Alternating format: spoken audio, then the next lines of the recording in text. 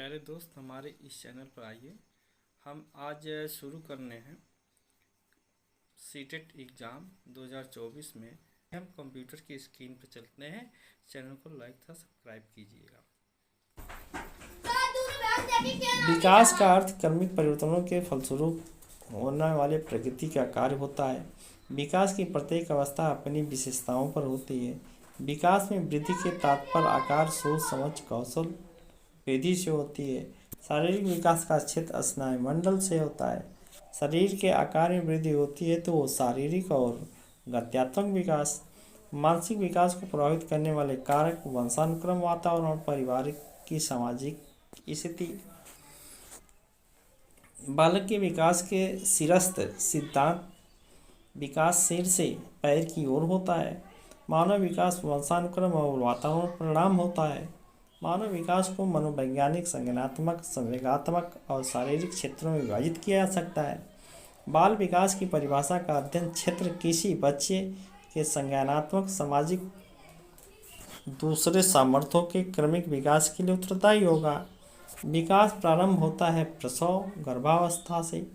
विकास के परिप्रेक्ष्य में समय के साथ होने वाले परिवर्तन के रूप, दर, अनुक्रम शामिल है। मानव विकास मात्रात्मक व गुणात्मक होता है। बालक विकास का सिद्धांत विकास परिपक्वन तथा अनुभव के मध्य अत्यंत क्रिया के कारण घटित होता है। विकास सामान्य से विशिष्ट की ओर होता है। समस्त विकास परिपक्व तथा अनुभव की अंतःक्रिया का परिणाम होता है। विकास के समस्त क्षेत्र महत्वपूर्ण होते हैं। विकास जीवन पर्यंत होता है।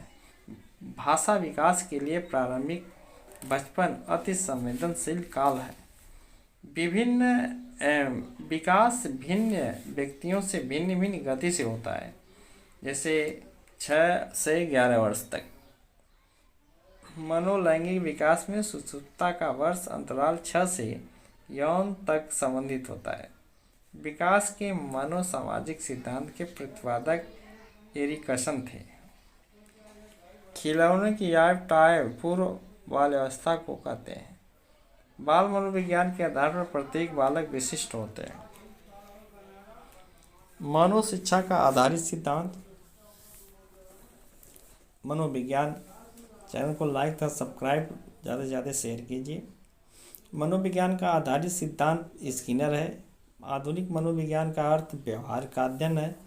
प्रमापीकृत परीक्षण प्रतिभाशाली बालकों की पहचान के लिए कराए जाते हैं। मापकीय पठन परीक्षण लेने के लिए 5वीं कक्षा को प्रस्तुत करने में शिक्षक को अधाधिक परामर्श दिया जाता है। वे परीक्षण में आने वाले समान प्रकार के प्रश्नों के उत्तर देने के लिए छात्र को अभ्यास कराना। बाल विकास सामान्य से विशिष्ट की ओर होता है। मानव विकास वंशानुक्रम और वातावरण दोनों सहयोग का परिणाम है। संश्लेषण का उदाहरण है प्रमेय सिद्ध करना। बाल मनोविज्ञान का ज्ञान प्राथमिक कक्षा के लिए आवश्यक है क्योंकि यह बालक के व्यवहार को समझने में शिक्षक की सहायता करता है। मानवीय मूल्यों की प्रकृति में सार्वत्रिक है के विकास का अर्थ अभिव्यक्ति है। मनोवैज्ञानिक के अनुसार बाल विकास की किशोरावस्था सबसे जटिल अवस्था मानी जाती है। जब वास्तविक जीवन परिस्थितियों का निरीक्षण है, प्रकृति परिस्थितियों में ज्यों का त्यों ही किया जाता है, तब इसे अनियंत्रित निरीक्षण विधि कहा जाता है। आमने सामने बैठकर वार्तालाप साक्षात्कार विधि मानी जाती है। वैयक्तिक इतिहास विधि द्वारा मानसिक रोगों से पीड़ित बालकों की बीमारी के कारणों का अध्ययन किया जाता है। बाल मनोविज्ञान बालक की क्षमताओं का अध्ययन दिलाता है। मनोचिकित्सा बाल विकास और बाल मनोविज्ञान की उपज है। बाल विकास के अंतर्गत बालकों के विभिन्न शारीरिक और मानसिक योग्यताओं का मापन, मूल्यांकन किया जाता है।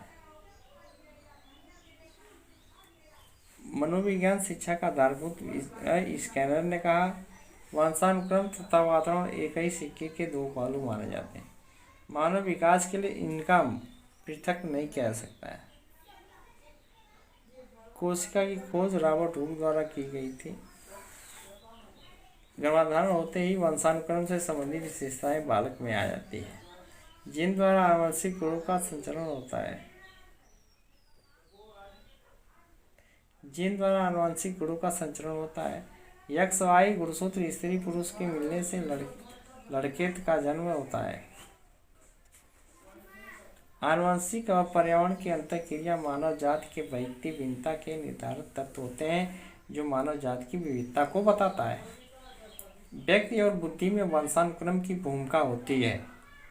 आनुवंशिकता को स्थिर सामाजिक संरचना माना जाता है। आनुवंशिक को स्थिर सामाजिक संरचना माना जाता है। आंख का रंग मुख्य रूप से वंशानुक्रम संबंधी कारकों पर निर्धारित होता है। शिक्षा की गुणवत्ता अतिरिक्त वातावरणिक कारक विकास करता है। माता पिता के वंशजों में स्थानांतरित होने वाले लक्षणों को आनुवंशिकता वंशानुक्रम कहा जाता है। किसी भी बालक के मानसिक रूप से अस्वस्थ होने का कारण परिवार व आसपास पड़ोस के निजी वातावरण।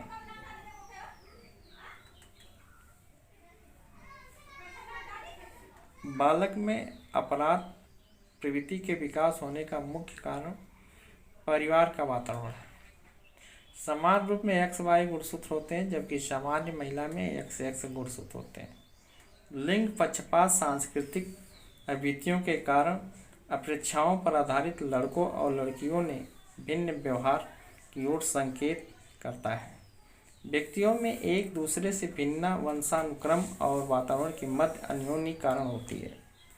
सामाजिकरण की प्रक्रिया अन्य व्यक्तियों के साथ शिशु के प्रथम संपर्क से प्रारंभ होती है और जीवन पर्यंत चलती रहती है। बालक जीवन गुणों को सामाजिक विकास की अवस्था के अनुसार सीखता है। सामाजिक वह प्रक्रिया है जिसके द्वारा बालक में समाज द्वारा मान्य व्यवहार का विकास होता है। सामाजिक विकास में दूसरी प्रक्रिया वह है जिसके द्वारा मानसिक समाज का निर्माण होता है। जिसके द्वारा शिक्षा का मुख्य उद्देश्य बालक का सामाजिक विकास करना। किशोरावस्था में बालक समूह में रहता है। शर्म और गर्व की भावनाएं बाल्यावस्था में विकसित होती है। सामाजिकरण वह प्रक्रिया जिसमें बालक परिवार से, विद्यालय से, साथियों आदि से सीखता है। शिक्षा के क्षेत्र में सामाजिकरण के तात्पर्य सामाजिक वातावरण में अनुकूल और समायोजन होता है। सामाजिकरण में समाज में मानदंडों के अनुकूल होता है। सामाजिकरण में सम्मिलित सांस्कृतिक संचारण और व्यक्ति का व्यक्तित्व विकास करना होता है। सामाजिकरण की प्रक्रिया में शामिल आनुवंशिक संचरण बालकों के सामाजिकरण में परिवार मुख्य भूमिका निभाती है। सामाजिकरण वह प्रक्रिया जिसके माध्यम से मानव शिशु समाज के सक्रिय सदस्यों के रूप में निष्पादन करने के लिए आवश्यक कौशलों का अर्जन करना प्रारंभ कर देता है। पियाजे ने संज्ञानात्मक विकास सिद्धांत के अनुसार संवेग क्रियात्मक अवस्था जन्म से 2 वर्ष तक होती है। पियाजे की औपचारिक संक्रियाएं अवस्था 11 से 15 तक मानी जाती हैं। पियाजे के संज्ञानात्मक विकास के चरणों के अनुसार इंद्रिय गामक संवेदी परक तथा अवस्था अनुकरण स्मृति और नागरिक निरूपण से संबंधित होता है। पियाजे मुख्यतः संज्ञानात्मक के क्षेत्र में योगदान के लिए माने जाते हैं। सामाजिक संरचना पियाजे अनुसार बौद्धिक विकास से निर्धारित तत्व नहीं है। फ्रायड पियाजे अन्य मनोवैज्ञानिक ने व्यक्तित्व विकास की भिन्नता अवस्थाओं को समझने के लिए संज्ञानात्मक बदलाव के बारे में कहा था। पियाजे के अनुसार विकास की वह पहली अवस्था के दौरान बच्चा इंद्रियों के प्रयोग द्वारा सबसे बेहतर सीखता है। पियाजे के अनुसार संज्ञानात्मक विकास की 4 अवस्थाएं होती हैं। पियाजे के अनुसार अमूर्त स्तर पर चिंतन, बौद्धिक क्रियाएं तथा समस्या समाधान औपचारिक सक्रियण अवस्था जो 11 से 16 वर्ष में करने लगता है। पियाजे के अधिगम संज्ञानात्मक विकास के अनुसार वह प्रक्रिया जिसके द्वारा संज्ञानात्मक संरचना को संशोधित किया जाता है समावेशन कहलाती है। पियाजे के अनुसार संज्ञानात्मक विकास के पूर्व संक्रियात्मक चरण पर बच्चा वस्तु स्थायित्व को प्रदर्शित करता है। जिन पियाजे का संज्ञानात्मक विकास सिद्धांत बच्चे के बौद्धिक विकास के 4 चरणों पूर्व परिचालन, सुदृढ़ परिचालन तथा औपचारिक परिचालन से चिन्हित करता है। पियाजे के अनुसार मूर्त सक्रियाओं का स्तर 7 से 11 वर्ष तक की अवधि में घटित करता है। पियाजे के अनुसार बच्चों का चिंतन वयस्कों से प्रकार में भिन्न होता है, जो बजाय मात्रा के। पियाजे के अनुसार विकास को प्रभावित करने वाले भौतिक विश्व के साथ अनुभव कारकों की महत्वपूर्ण भूमिका होती है।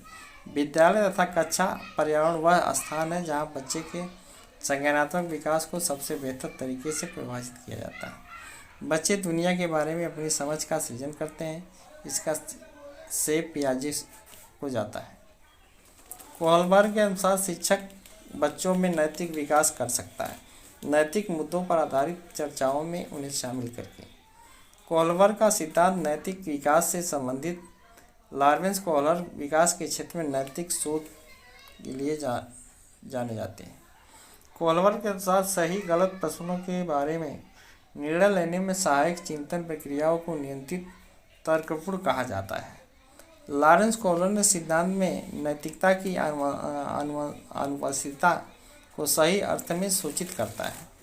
कोहलबर्ग सिद्धांत की यह प्रमुख आलोचना कोहलबर्ग ने पुरुषों और महिलाओं को महत्व नहीं दिया। एक बच्चा तर्क प्रस्तुत करता, आप यह मेरे लिए करें और मैं यह आपके लिए करूँगा। यह बच्चा कोहलबर्ग को नैतिक तर्कपूर्ण की सहायता उद्देश्य अभिकरण अवस्था के अंतर्गत आएगा। कोहलबर्ग ने नैतिक विकास के चरण प्रस्तुत किया। वाइगोत्स्की ने बाल विकास के बारे में कहा कि यह सामाजिक अंतःक्रिया का कारण होता है। वाइगोत्स्की ने बच्चों को सीखने में सामाजिक कारकों की महत्वपूर्ण भूमिका पर बल दिया था। मानव विकास को मनोवैज्ञानिक, संज्ञानात्मक, संवेगात्मक और शारीरिक क्षेत्र में विकसित किया गया। वाइगोत्स्की के सिद्धांत पर निहित है कि सहयोग, समझ, समस्या समाधान होता है। वाइगोत्स्की के सिद्धांत में विकास के जैविक पहलू की उपेक्षा होती है। वाइगोत्स्की के अनुसार समीप विकास का क्षेत्र है। बच्चों को अपना सामर्थ्य प्राप्त करने के लिए उपलब्ध कराए गए सहयोग की मात्रा एक प्रकृत है। वाइगोत्स्की तथा पियाजे के परिप्रेक्ष्य में एक प्रमुख भिन्नता है। भाषा एवं चिंतन के बारे में उनके दृष्टिकोण है। वाइगोत्स्की के अनुसार बच्चे स्वयं से पहले कार्यों को शिक्षा देने के लिए बोलते हैं। वाइगोत्स्की के अनुसार बच्चे स्वयं से अपने कार्य को दिशा देने के लिए बोलते हैं। वाइगोत्स्की के सामाजिक सांस्कृतिक सिद्धांत के अनुसार सांस्कृतिक भाषा विकास में महत्वपूर्ण भूमिका निभाता है। वाइगोत्स्की के अनुसार बच्चे सीखते हैं और वयस्कों और समरूपों के साथ परस्पर क्रिया करते हैं।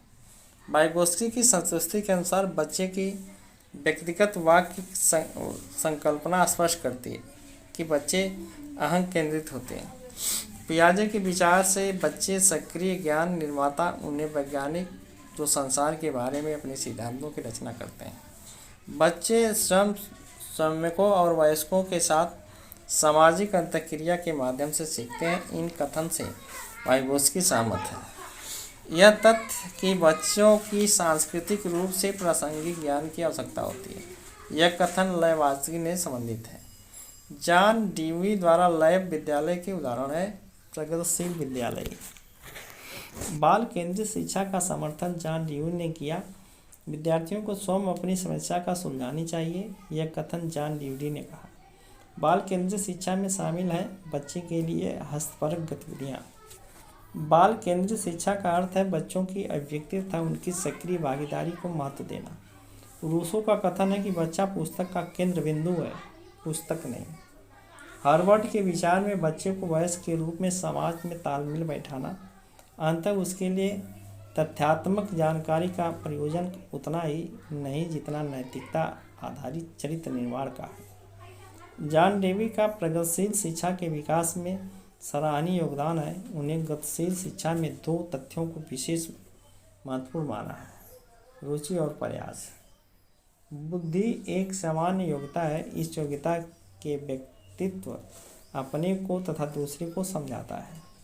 बुद्धि व्यक्ति की जन्मजात शक्ति है। बुद्धि व्यक्ति को विभिन्न बातों को ध्यान सीखने में सहायता करती है। बुद्धि व्यक्ति की गठित परिस्थितियों और जटिल समस्याओं को सरल बनाती है। गैरेट की बुद्धि 3 प्रकार होता है: मूर्त बुद्धि, अमूर्त बुद्धि, बीजस एवं सामाजिक बुद्धि। बुद्धि के सिद्धांत निम्नलिखित एक खंड, द्विखंड, त्रिखंड, बहुखंडी में मानी जाती है। टर्मन ने बुद्धि निकालने के लिए जो सूत्र दिया, जिसे बुद्धि लब्धि बराबर मानसिक आयु बटा वास्तविक आयु गुणे 100। बच्चे की बुद्धि लब्धि 90 से 110 के मध्य होती है, वह सामान्य बुद्धि है। गार्डनर ने 7 बुद्धि लब्धि का अधिमान निर्धारित किया। संक्षिप्त तात्कालिकता का क्षमता का नाम बुद्धि है। प्रतिभाशाली बालकों की पहचान के लिए प्रमाणीकृत परीक्षण कराए जाते हैं। जड़ बुद्धि बालक का बुद्धि 70 से कम होती है। प्रतिभाशाली विद्यार्थी अपने निर्णय में आत्मनिर्भर होते हैं। भाटिया बैटरी का प्रयोग परीक्षण हेतु किया जाता है। सामाजिक अतिरिक्त बुद्धि के निम्नलिखित पक्षों को एस्टबर्मन ने सिद्धांत से संबोधित किया गया। गार्डन का बुद्धि का सिद्धांत प्रत्येक व्यक्ति की विलक्षण योग्यता पर बल देता है। अवधारणाओं का विकास मुख्य रूप से वैदेहिक विकास का हिस्सा माना जाता है। एक बालक उसकी बुद्धि 105 है, वह सामान्य बुद्धि कहलाने वाला है। बहुबुद्धि बुद्धि सिद्धांत के अनुसार सभी प्रकार के पशुओं, खनिजों, पेड़ पौधों पहचानने वाले वर्गीकृत करने की योग्यता प्राकृतिक बुद्धि कहलाती है। अधिकांश व्यक्तियों की बुद्धि औसत होती है। बहुत कम लोग प्रतिभा संपन्न होते हैं, बहुत कम लोग मंद बुद्धि होते हैं तथा इस कथन विवरण के प्रतिभासी सिद्धांत पर आधारित है। सामान्य बुद्धि जीत तथा विशिष्ट बुद्धि यश उपस्थित समर्थन स्पीयरमैन का द्विखंड सिद्धांत करता है। सतत और व्यापक मूल्यांकन की योजना में व्यापक शब्द के अलावा जेपी गिलफोर्ड का बुद्धि संरचना का सिद्धांत है। बुद्धि लब्धि के संबंध में कालानुक्रमिक आयु से व्युत्क्रमित संबंधी सत्य है। बुद्धि का तरल मौलिक मॉडल कैटल ने निर्णय लिया। चेस तथा कार्ड को बौद्धिक खेल में वर्गीकृत किया जा सकता है। बहुबुद्धि सिद्धांत को वैध नहीं माना जा सकता क्योंकि विशिष्ट परीक्षणों के अभाव में भिन्न बुद्धियां का मापन संभव नहीं है। व्यवहारिक बुद्धि स्टर्मन ने बुद्धि का त्रिस्तरीय सिद्धांत का एक रूप दिया था। एल्फ्रेड विने ने सर्वप्रथम बुद्धि परीक्षण का नियम किया। बुद्धि की स्पीयरमैन परिभाषा का कारण जी सामान्य माना जाता है। गार्डन के अनुसार बहुबुद्धि के सिद्धांत के अनुसार वह कारक जो व्यक्ति के अवबोध हेतु सर्वाधिक योगदान देगा वह हो सकता है अंतर्वैयक्तिक बुद्धि। बहुबुद्धि आयामी और इसमें कई पहलू निहित होते हैं। बुद्धि सामर्थ्यों का एक समुच्चय है। औसत बुद्धि वाले बालकों की बुद्धि लब्धि 90 से 109 के मध्य होती है। गार्डन के अनुसार बुद्धि के 9 प्रकार हैं। भाषाई बुद्धि, तार्किक गणितीय बुद्धि, स्थानिक बुद्धि, शारीरिक गतिक बुद्धि, संगीतीय बुद्धि, व्यक्तिगत आत्मन बुद्धि, व्यक्तिगत अन्य बुद्धि, प्रकृतिवाद बुद्धि, अस्तित्ववादी बुद्धि आदि बुद्धि मानी जाती है।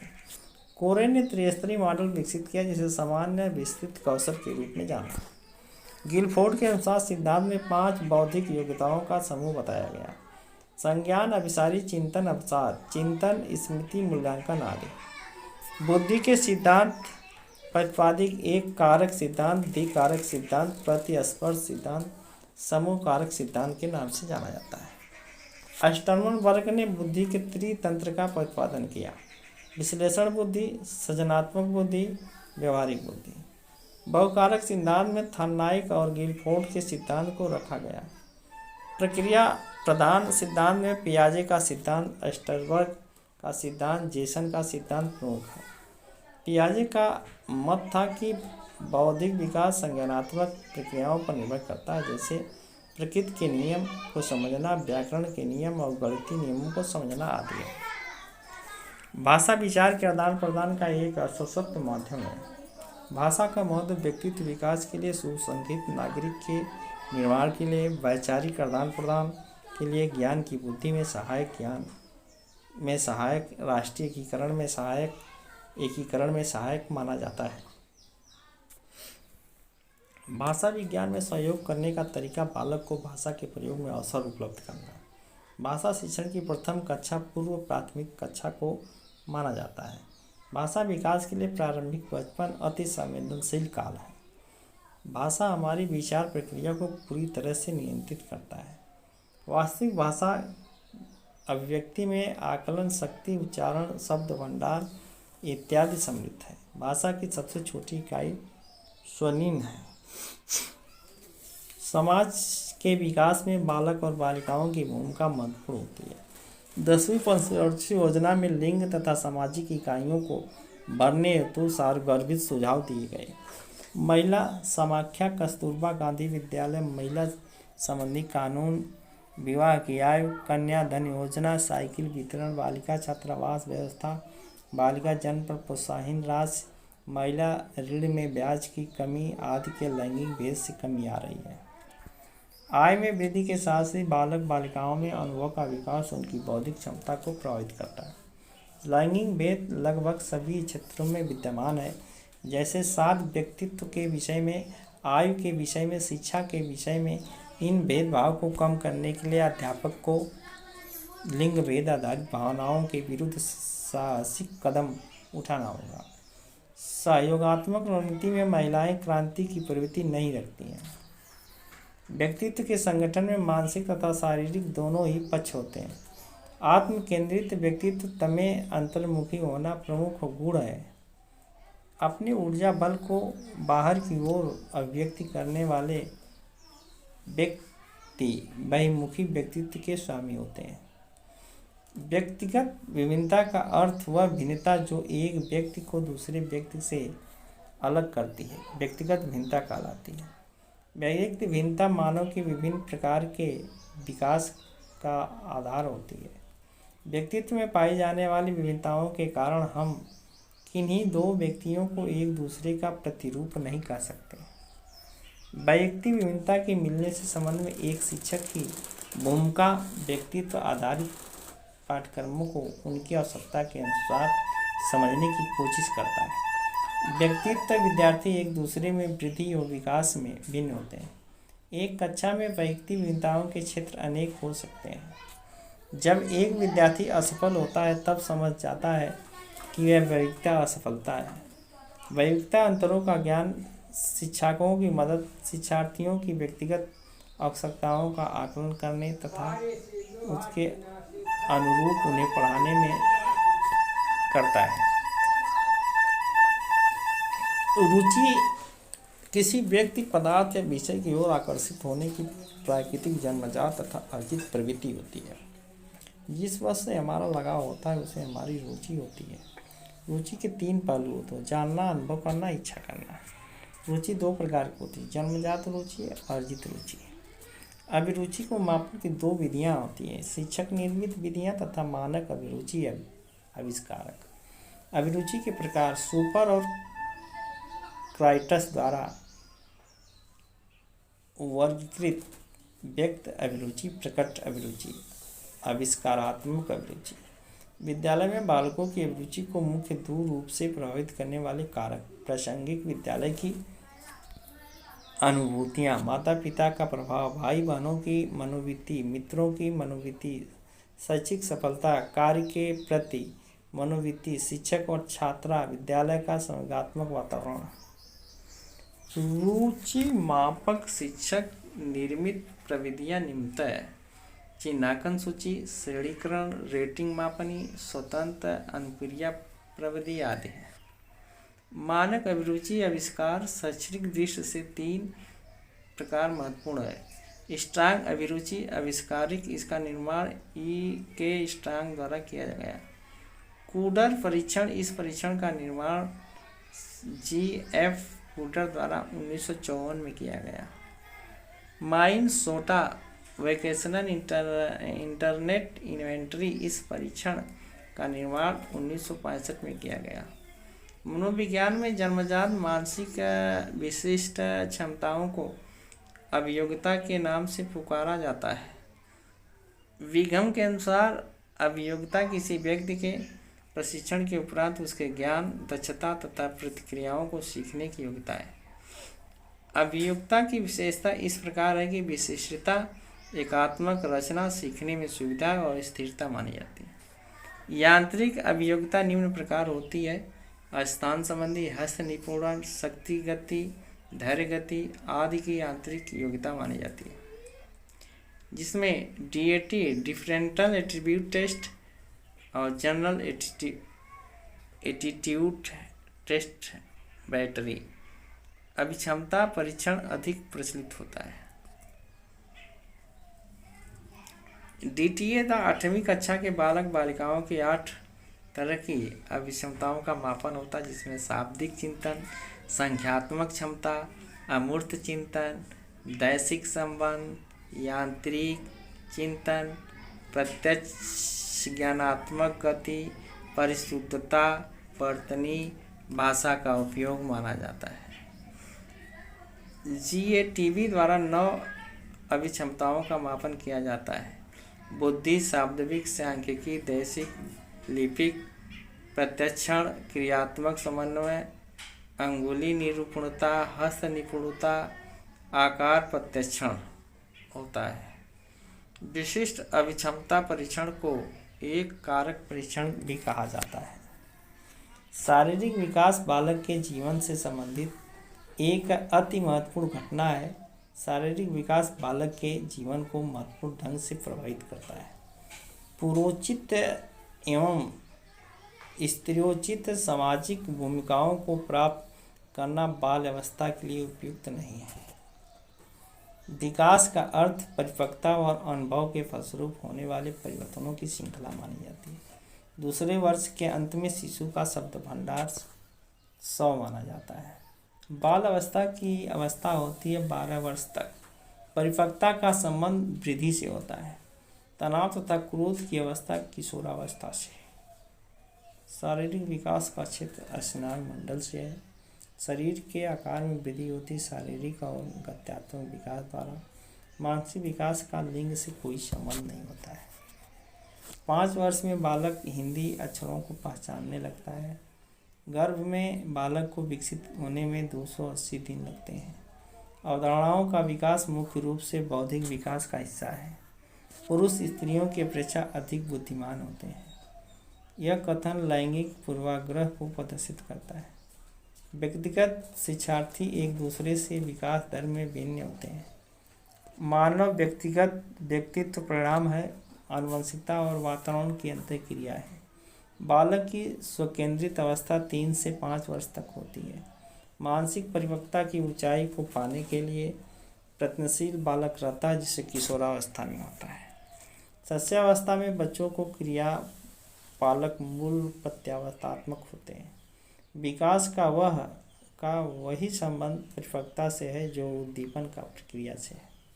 मानव बुद्धि विकास की समझ विकास को विविध शिक्षार्थियों के शिक्षण के विकास में स्पष्ट प्रदान करती है।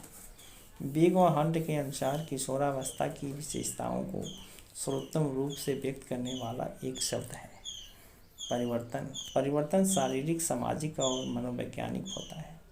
बालक के शरीर और क्रियात्मक विकास की दशा होती है, सिर से पैर और शरीर के बाहर से मध्य की ओर। मानसिक स्वास्थ्य और समायोजन में घनिष्ठ संबंध है। सोचना और चिंतन एक उच्च संज्ञानात्मक प्रक्रिया मानी जाती है, जिसके द्वारा ज्ञान संगठन होता है। चिंतन के प्रकार प्रत्यक्ष चिंतन, कल्पना चिंतन, चिंतन प्रत्यक्ष चिंतन। चिंतन के विश्लेषण में निम्न पद मुख्य होते हैं: अनुमान, समस्या समाधान, निर्णय समाधान की सत्कर्ता का प्रमाण ढूंढना। चिंतन के प्रकार में प्रत्यक्ष चिंतन, कल्पनात्मक चिंतन, चिंतन प्रत्यात्मक चिंतन। सीखना विकास की प्रक्रिया है। सीखना अनुभव और प्रशिक्षण द्वारा व्यवहार में परिवर्तन होता है। यथार्थवादी चिंतन उस चिंतन को कहा जाता है जिसका संबंध वास्तविक से होता है। यथार्थवादी चिंतन के 3 प्रकार होते हैं: औपचारिक चिंतन, सृजनात्मक चिंतन, आलोचनात्मक चिंतन। चिंतन के साधन: प्रतिभा, भाषा, संप्रत्यय, प्रत्यज्ञप्ति। चिंतन के सोपान: समस्या का आकलन, संबंधित तथ्यों का आकलन, निष्कर्ष पर पहुंचना, निष्कर्ष का परीक्षण। थॉर्नडाइक ने सीखने के 3 मुख्य नियम प्रतिपादित किए: तत्परता का नियम, अभ्यास का नियम, प्रभाव का नियम। तत्परता का नियम: रुचिकर कार्य करने में प्राणी को आनंद की अनुभूति होती है। अरुचिकर कार्य सीखने में वह असंतोष का अनुभव करता है। अभ्यास का नियम यह होता है कि अभ्यास द्वारा उद्दीपक तथा अनुक्रिया का संबंध मजबूत होता है। प्रभाव का नियम बताता है कि संतोषजनक कार्य से शक्ति बढ़ती है और असंतोषजनक कार्य से शक्ति कम होती है। सीखने के अंतर्दृष्टि सिद्धांत को गेस्टवालवादियों ने बढ़ावा दिया। शिक्षक शिक्षण द्वारा अपने किए गए व्यवसाय या किसी व्यक्ति विशेष को कुछ सीखने तथा कुछ विशेष ज्ञान, कौशल, रुचियों और अभिवृत्ति आदि को अर्जित करने में प्रदान की जाने वाली सहायता होती है।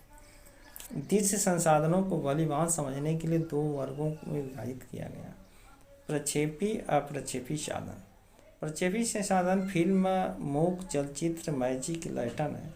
माइक्रो प्रोजेक्टर में फिल्म स्टिक, OHPI आदि आते हैं, जबकि अप्रक्षेपी साधन में चाक, बोर्ड, फोटोग्राफ, पोस्टर होता है। मानचित्र में ग्लोब, बुलेटिन बोर्ड, मॉडल, नमूने आदि आते हैं। छवि साधन में वीडियो के साथ रिकॉर्डिंग, टेलीविज़न, चलचित्र, रेडियो, कंप्यूटर आदि आते हैं। क्रियात्मक साधन के अंतर्गत प्रयोगशाला व क्रियात्मक कार्य, भ्रमण तथा अभिनव आदि आते हैं। वर्तमान समय में तकनीकी संसाधनों, कोमल उपागम एवं कठोर उपागम आदि का प्रयोग तेजी से हो रहा है। गेने 8 श्रृंखलाएँ अधिगम के प्रकारों का उल्लेख किया जाता है। विद्यालय में सीखना औपचारिक और क्षेत्र में सीखना अनौपचारिक है। सीखने के अंतर्दृष्टि सिद्धांत को गेस्टवाल ने दिया था। जर्मन शिक्षाविद फोरवेल ने किंडरगार्टन पद्धति को जन्म दिया। सीखने के नियम थॉर्नडाइक द्वारा प्रतिपादित किया गया था। अधिगम के स्थानांतरण के द्वितीयत्व सिद्धांत के प्रतिपादक स्पीयरमैन माने जाते हैं। सीखने में वक्र सीखने की प्रगति का सूचक है। सीखने का क्रिया प्रसूत अनुबंध सिद्धांत स्किनर द्वारा किया गया था। शिक्षण सामग्री का सरलीकरण है।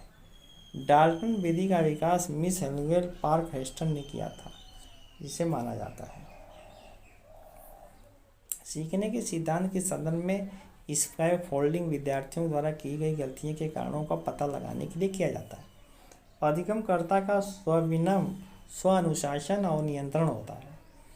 गोपाल कृष्ण गोखले ने बड़ौदा नेशनल सयाजीराव गायकवाड़ से प्रभावित होकर केंद्रीय धारा सभा के समक्ष मार्च 1910 में प्राथमिक शिक्षा के मौलिक अधिकार संबंधी बिल प्रस्तुत किया। बेसिक शिक्षा हेतु महात्मा गांधी ने हस्तकला केंद्रित पाठ्यक्रम पर बल दिया। प्रोजेक्ट शिक्षण विधि का विकास जॉन डेविड ने किया। जिला प्राथमिक शिक्षा कार्यक्रम लागू किया गया 1993 में। प्रयोगात्मक विधि विल हेल्स बुल्ट ने सर्वप्रथम प्रस्तावित किया। ऑपरेशन ब्लैक बोर्ड राष्ट्रीय शैक्षणिक योजना 1986 का परिणाम है। नैदानिक परीक्षा का मुख्य उद्देश्य छात्रों के अधिगम के समक्ष उपस्थित होने वाली शैक्षिक कठिनाइयों के कारणों का पता लगाना है। संज्ञानात्मक विकास से तात्पर्य बालकों में किसी संवेदी सूचनाओं को ग्रहण कर उस चिंतन करने तथा क्रमिक रूप से उसे इस योग्य बना देना होता है, जिसका प्रयोग विभिन्न परिस्थितियों में करके वह तरह तरह की समस्याओं का समाधान सरलता से कर सके। संज्ञानात्मक विकास के प्रमुख सिद्धांत प्रमुख हैं: जीन पियाजे, वाइगोत्स्की तथा बूनर का सिद्धांत। पियाजे ने संज्ञानात्मक सिद्धांत को 4 भागों में विभाजित किया। बूनर ने अपने सिद्धांत में इन बिंदुओं पर प्रकाश डाला कि क्रियात्मक, दृश्यात्मक, संकेतात्मक होता है। वाइगोत्स्की ने बालकों को संज्ञानात्मक विकास में भाषाई और सामाजिक कारकों को महत्व दिया। संवेग, हमारी उस उत्तेजित दशा का नाम ही संवेग है। इस दिशा में हमारा बाह्य और आंतरिक व्यवहार बदल दिया गया। वैलेंटाइन रागात्मक प्रकृति के वेग के बढ़ने को संवेग कहते हैं। स्काउट के अनुसार प्रत्येक विशिष्ट प्रकार के संवेग में कुछ विविधता होती है जिसकी परिसीमा नहीं की जा सकती है। संवेगों में अस्थायी भाव की भावनाएं पाई जाती है। जीन पियाजे के अनुसार 0 से 14 वर्ष आयु के बालकों का मानसिक विकास 4 अवस्थाओं में होता है, जो 7 से 14 वर्ष आयु के विकास की अवस्था को मूर्त संक्रिया अवस्था कहते हैं। पियाजे के संज्ञानात्मक विकास के चरणों के अनुसार इंद्रियागामक अवस्था अनुकरण स्मृति मानसिक निरूपण के साथ संबंधित है। स्वयंगात्मक क्रांति का संबंध किशोरावस्था से होता है। अभिप्रेरणा एक आंतरिक शक्ति है जो व्यक्ति को कार्य करने के लिए प्रेरित करती है। जन्मजात अभिप्रेरणा जन्म से बालक के शरीर में उपस्थित रहती है, जैसे भूख, प्यास, नींद आदि। शारीरिक अभिप्रेरणा बालक का शारीरिक संतुलन बनाए रखने में सहयोग करती है। अर्जित प्रेरक बालक जन्म के बाद सीखता है। मैस्लो की अभिप्रेरणा सिद्धांत का आवश्यकता सिद्धांत भी कहा जाता है। तो वीडियो को लाइक तथा कमेंट कीजिए, ज़्यादा से ज़्यादा शेयर कीजिए। यह क्वेश्चन यहीं समाप्त होता है, वेरी मोस्ट इम्पॉर्टेंट। तो हम ये विश्वास रखते हैं कि आप लोग ज़्यादा से ज़्यादा वीडियो को लगातार देखें, ज़्यादा से ज़्यादा वीडियो को शेयर करें। Thank you very much.